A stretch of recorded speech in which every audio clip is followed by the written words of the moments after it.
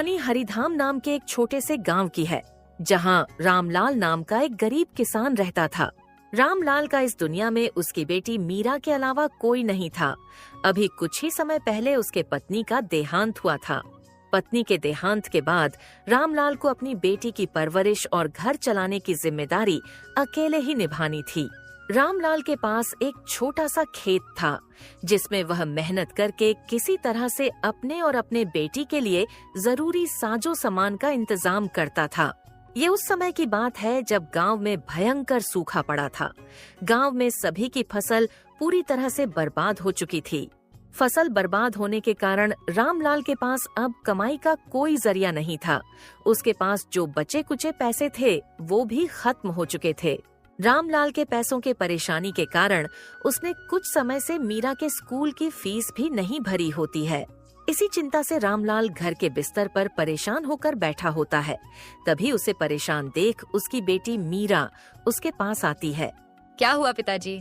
आज आप बहुत परेशान दिखाई दे रहे हो। कोई परेशानी है क्या? नहीं बेटी, कोई परेशानी नहीं है, बस ऐसे ही। नहीं पिताजी, कोई परेशानी तो है, मुझे बताइए क्या हुआ है। कुछ नहीं बेटी, बस तुम तो जानती हो कि इस साल सूखा पड़ने के कारण हमारी सारी फसल खराब हो चुकी है और मेरे पास थोड़े बहुत जो पैसे थे वो भी खत्म होने को है। इसीलिए अगली फसल तक घर किस तरह चलाऊं, ये चिंता मुझे खाए जा रही है। पिताजी आप चिंता क्यों कर रहे हो? आपकी मदद के लिए मैं भी कोई काम कर लेती हूँ। नहीं बेटी, उसकी कोई जरूरत नहीं है। तुम बस अपनी पढ़ाई पर ध्यान दो, मैं कुछ करता हूँ।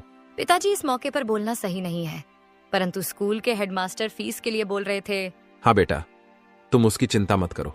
मैं किसी भी तरह कल परसों तक तुम्हारे स्कूल की फीस भर दूंगा।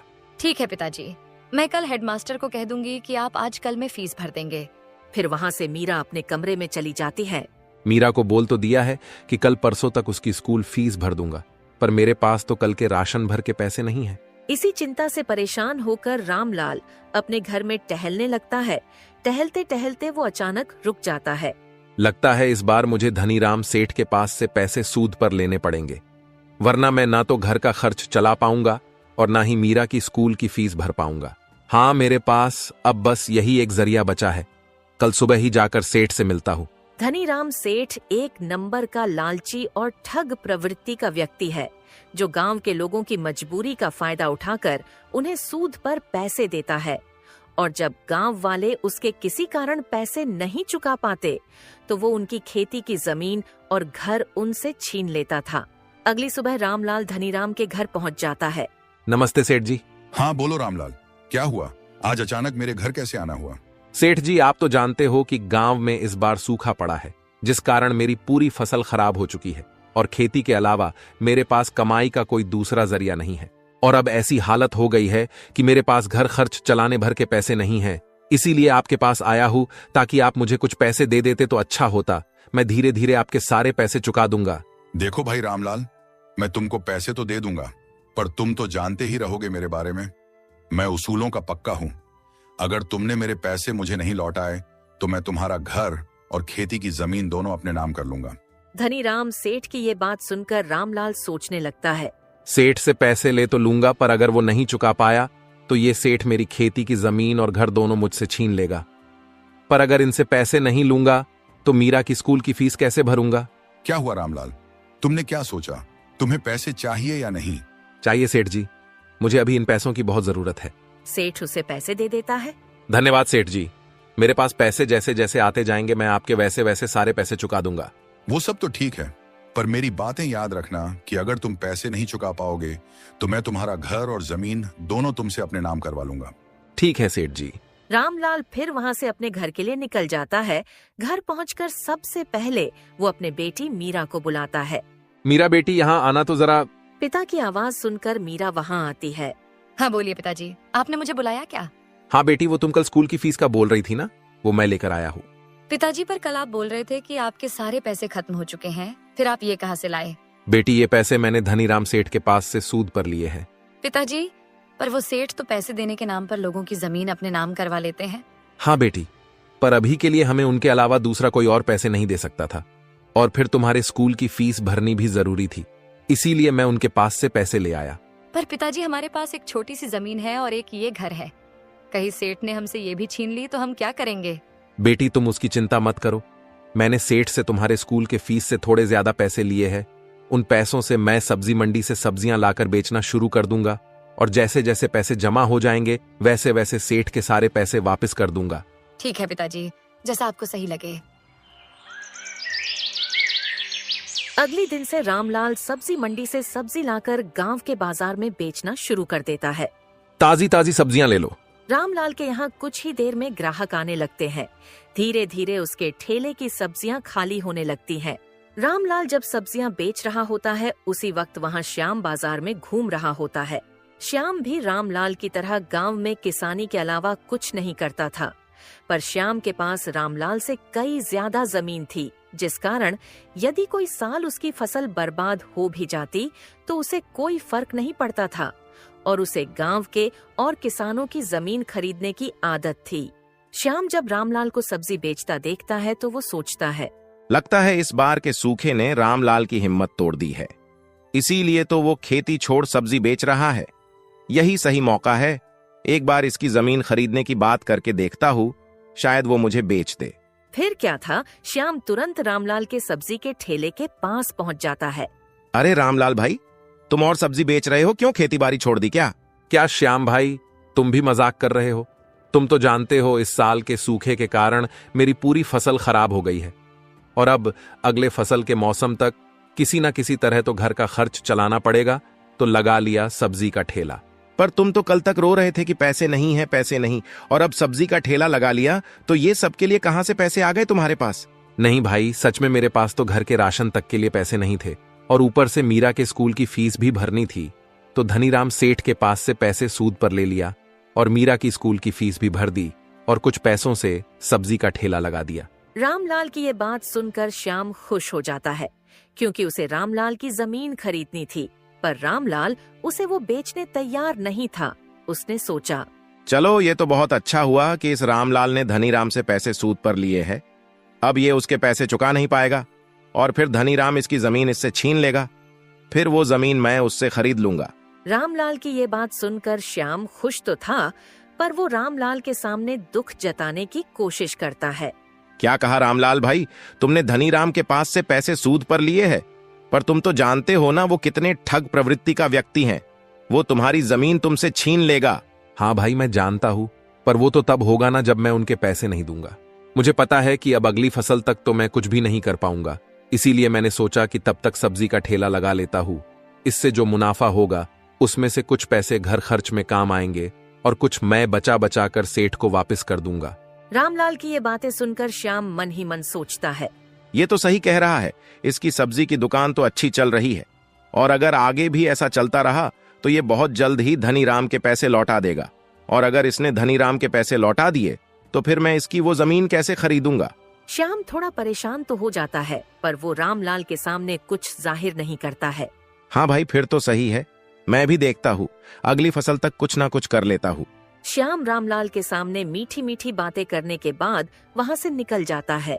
थोड़ी दूर पहुंचकर श्याम रामलाल की जमीन हड़पने की नई तरकीब लगाता है। मेरे पास इतना अच्छा मौका था रामलाल की जमीन अपने नाम करने की, पर जिस तरह उसकी दुकान चल रही है फिर तो मैं वो जमीन नहीं ले पाऊंगा। एक काम करता हूँ, धनीराम सेठ से मिलकर रामलाल की जमीन अपने नाम करने की बात करके आता हूँ।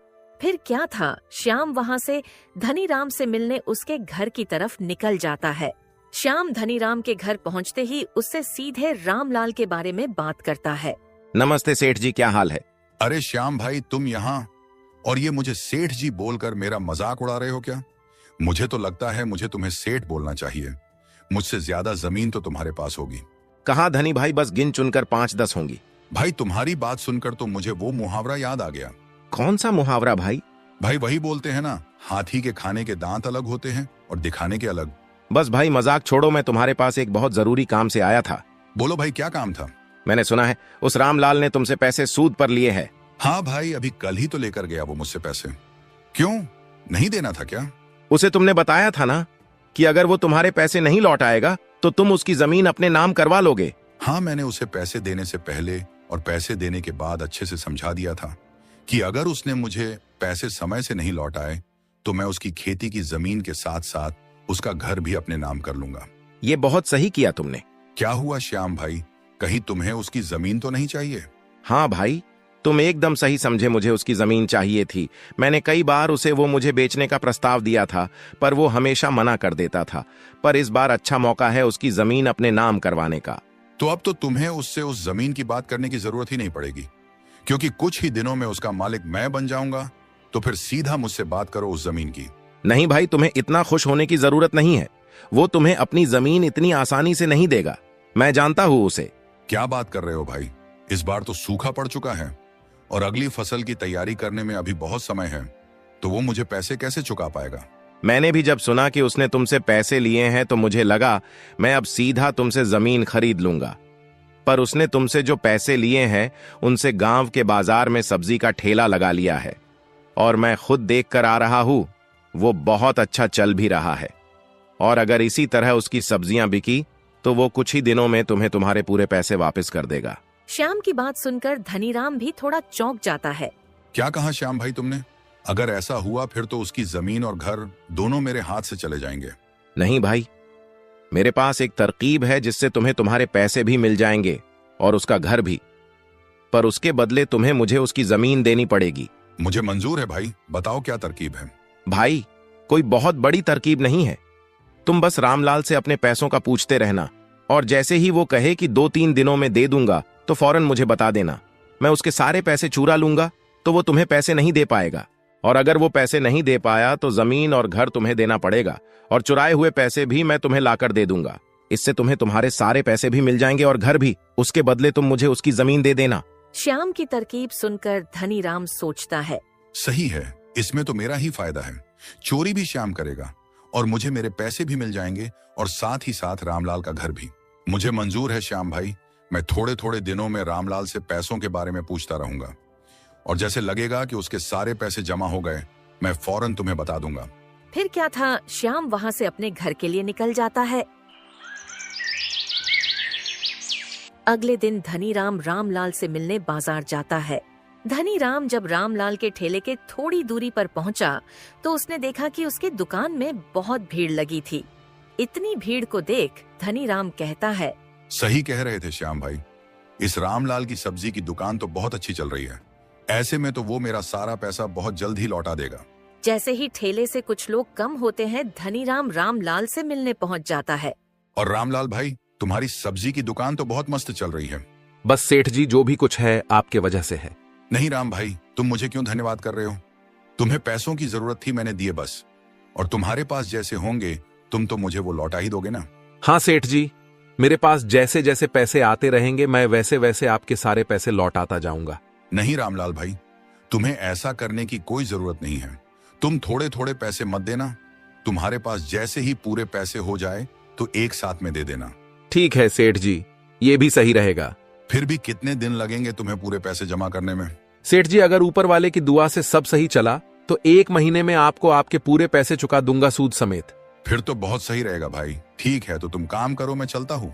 फिर क्या था, धनीराम वहाँ से अपने घर के लिए निकल जाता है और रामलाल अपनी दुकान संभालने में व्यस्त हो जाता है। कुछ दिनों तक ऐसे ही चलता है। रामलाल अपनी दुकान से बहुत मुनाफा कमाता है।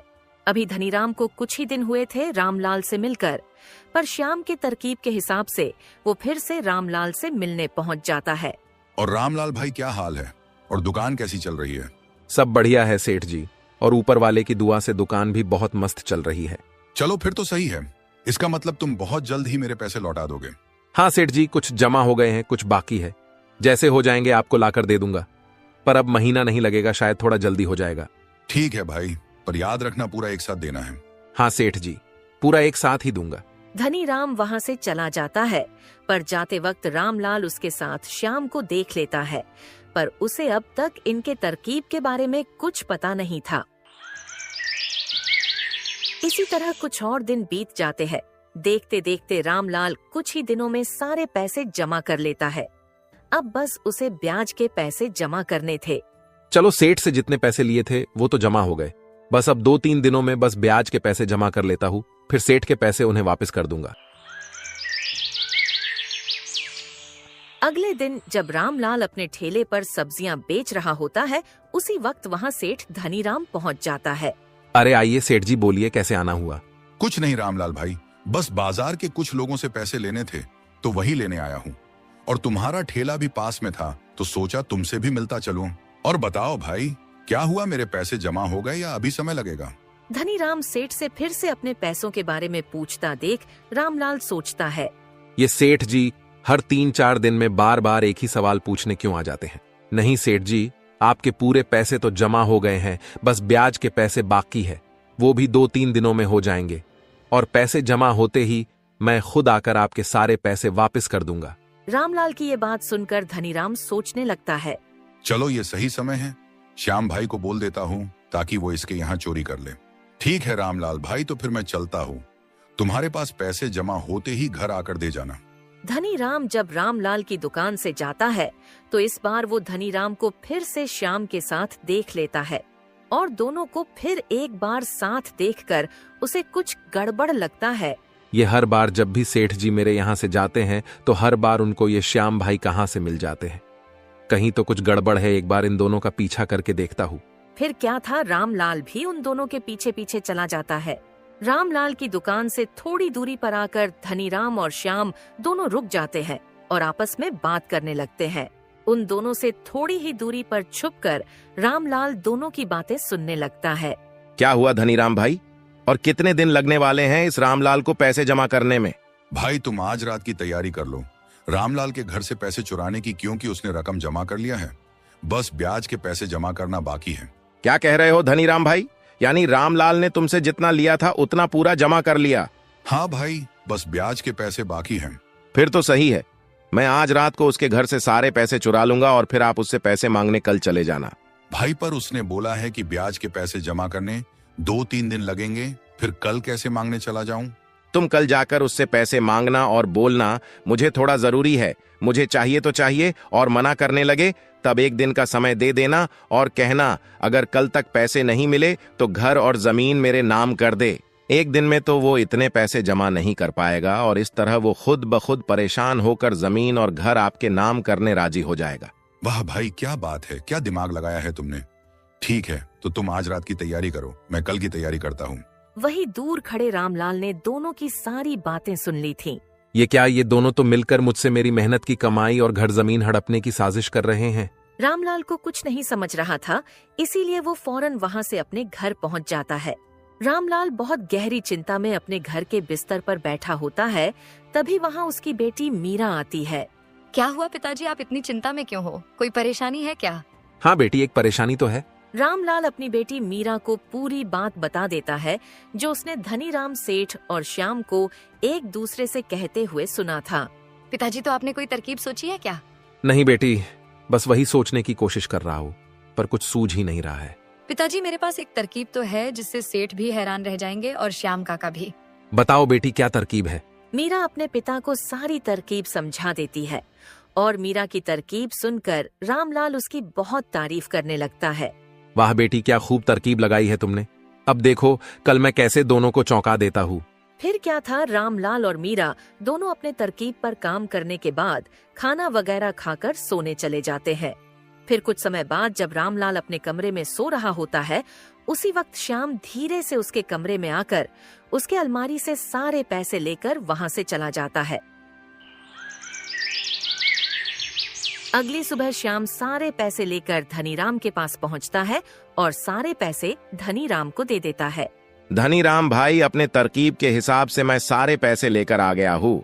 अब तुम सीधा उस रामलाल के पास पहुंच जाओ और अपने पैसे मांगो, और अगर रोने धोने लगे तो 1 दिन का समय दे देना, और याद रहे उसको ये भी बोल देना कि अगर तुम कल तक पैसे नहीं दोगे तो मैं तुम्हारी जमीन और घर अपने नाम कर लूंगा। हाँ भाई, तुम उसकी चिंता छोड़ दो, मैं अभी जाकर उस रामलाल को थोड़ा डरा कर आता हूँ और उसको ये बात भी बोल दूंगा। फिर क्या था, धनीराम उसके घर से रामलाल के घर के लिए निकल जाता है और वहाँ रामलाल के घर पर रामलाल और मीरा सेठ का इंतजार कर रहे होते हैं। क्या हुआ पिताजी, अब तक सेठ जी आए नहीं? हाँ बेटी, मैं भी तो उन्हीं का इंतजार कर रहा हूँ। मुझे डर लग रहा है कहीं कुछ गड़बड़ ना हो गई हो। पिताजी, आप चिंता क्यों कर रहे हो? अगर कोई गड़बड़ हुई होगी तो भी हम उससे निपट लेंगे। हाँ बेटी, बात तो तुम्हारी सही है। अभी रामलाल और मीरा आपस में बात कर ही रहे होते हैं, तभी वहाँ धनीराम आ जाता है और धनीराम को देखकर मीरा अपने कमरे में चली जाती है। अरे सेठ जी, आप यहाँ अचानक? क्या हुआ, कोई काम था क्या? नहीं रामलाल भाई, मैं तो मेरे पैसे वापस लेने आया हूँ। मुझे थोड़ा जरूरी काम आ गया था तो सोचा तुमसे लेता जाऊं। सेठ जी, पर मैंने कहा था ना कि 1-2 दिन और लग जाएगा मुझे पूरे पैसे देने में। हाँ मुझे पता है, पर मुझे सारे पैसे आज चाहिए। मैंने बताया ना, मुझे थोड़ा जरूरी काम है। सेठ जी, आप जरा यही रुकिए, मैं एक बार देखता हूँ मेरे पास कितने पैसे हुए हैं। अगर पूरे हो गए होंगे तो मैं लेकर आता हूँ। रामलाल वहाँ से अपने कमरे में चला जाता है और धनीराम वहीं रुककर उसका इंतजार करने लगता है। थोड़ी देर के बाद रामलाल दौड़ता हुआ अपने कमरे से आता है। सेठ जी, एक समस्या हो गई है। समस्या? कैसी समस्या हो गई है रामलाल भाई? सेठ जी, मैंने सारे पैसे अपने कमरे की अलमारी में रखे थे। लगता है किसी ने सारे पैसे चुरा लिए हैं। क्या कहा रामलाल भाई? पैसे चुरा लिए हैं? कहीं तुम झूठ तो नहीं बोल रहे हो ताकि मुझे पैसे ना देने पड़े? नहीं सेठ जी, मैं झूठ क्यों बोलूंगा। सच में मैंने सारे पैसे अपने कमरे के अलमारी में रखे थे और मुझे झूठ बोलकर क्या मिलेगा। आज नहीं तो कल मुझे आपको आपके पैसे तो लौटाने ही पड़ेंगे ना। धनीराम अंदर ही अंदर बहुत खुश हो रहा होता है। चलो सही है, सब श्याम भाई के तरकीब के अनुसार हो रहा है। अब इसको थोड़ा और डराकर कल तक की मोहलत देकर यहाँ से निकलता हूँ। देखो रामलाल भाई, मुझे ये सब कुछ नहीं सुनना है। मुझे मेरे पैसे चाहिए और अगर तुम अभी नहीं दे सकते तो मैं कल सुबह आ जाता हूँ। पर कल मैं कोई बहाना नहीं सुनूंगा। और अगर तुम कल मुझे मेरे पैसे नहीं दोगे तो तुम्हें कल तुम्हारा ये घर और तुम्हारी खेती मेरे नाम करना होगा। धनीराम की ये बात सुनते ही दूसरे कमरे से मीरा निकलकर आती है। क्या हुआ पिताजी? कहीं आप सेठ जी के पैसे तो नहीं ढूंढ रहे थे अपने कमरे में? हाँ बेटी, मैं वहीं ढूंढ रहा था अपने कमरे में, पर लगता है रात को किसी ने अलमारी से सारे पैसे चुरा लिए हैं। पिताजी, शायद आपकी याददाश्त कमजोर हो चुकी है, क्योंकि आपने तो सारे पैसे मुझे दिए थे रखने के लिए। ये लीजिए, पैसे और दे दीजिए सेठ जी को। अरे हाँ बेटी, मैं तो भूल ही गया था। अच्छा हुआ तुम आज घर पर ही हो, वरना मैं तो सेठ जी को पैसे दे ही नहीं पाता। ये लीजिए सेठ जी, आपके सारे पैसे ब्याज के साथ है, एक बार गिन लीजिएगा।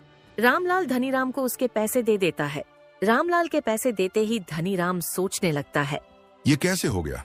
रामलाल के सारे पैसे तो श्याम भाई ने चुरा कर मुझे लाकर दे दिए थे, तो ये रामलाल कहाँ से पैसे लेकर आ गया? क्या हुआ सेठ जी, क्या सोच रहे हो? यही ना कि मैं ये पैसे कहाँ से लेकर आ गया। रामलाल की ये बात सोचकर धनीराम चौंक जाता है। सेठ जी, चौंकिए मत, मैं सब जानता हूँ। आप और श्याम भाई ने मेरी जमीन हड़पने के लिए क्या क्या तरकीब लगाई है, पर आप लोगों की नसीब फूटी समझिए या मेरी अच्छी किस्मत, जो भी हो, मैंने कल आप दोनों की बात सुन ली थी और मेरी बेटी की तरकीब की वजह से रातों रात आप दोनों को चौंकाने का सारा इंतजाम कर लिया था। सेठ जी, श्याम भाई ने जो रुपए आपको लाकर दिए हैं वो सारे नकली हैं। फिर क्या था? धनीराम रामलाल से माफी मांगने लगता है